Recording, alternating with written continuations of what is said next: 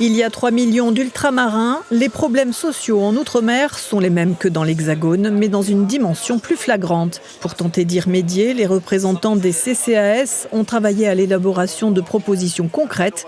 Elles vont figurer dans un manifeste qui sera remis au ministre de l'Outre-mer et à toutes les institutions décisionnaires. Il y a 2 mesures phares.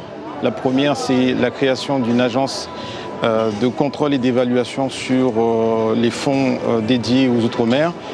Et la deuxième, ça concerne un fonds de solidarité pour les CCS d'Outre-mer. Un autre département d'Outre-mer qui nous ressemble, c'est Mayotte, où nous avons les mêmes problématiques sur l'immigration.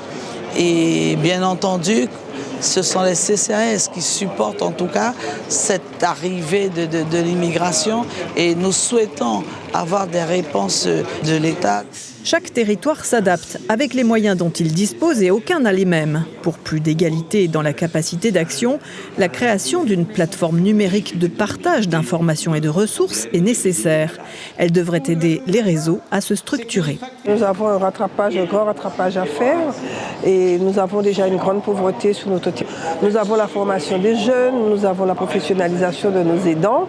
Nous avons quand même pas mal de sujets qui me semblent essentiels aujourd'hui. Les représentants des CCAS ont été inspirés par les initiatives très simples à généraliser pour améliorer le dialogue social et le quotidien des populations. Chaque territoire a sa façon de gérer leur jardin partagé, mais on s'est aperçu dans nos échanges qu'il y a un manque sur certains territoires. Il convient, pour être efficace sur le terrain, pour mieux servir les administrés dans le champ social, c'est de bien coordonner tous les acteurs du champ social, c'est-à-dire les CCAS, la CAF et les services de l'État. Si cette coordination est réussie, alors c'est sur le terrain l'administré qui sera satisfait de l'action que nous mènerons. L'accompagnement des migrants, l'insertion, l'accès au logement, à l'eau potable, aux soins. L'Union nationale des centres d'action sociale revendique de porter les souhaits des territoires à l'unisson. Vous savez, dans le couple maire-préfet, derrière le mot maire se cache finalement le CCAS. On a tous vécu la crise de la Covid.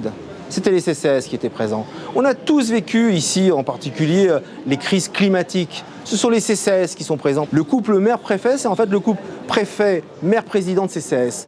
Pour rappeler au gouvernement l'importance de l'action sociale, l'Union nationale des CCAS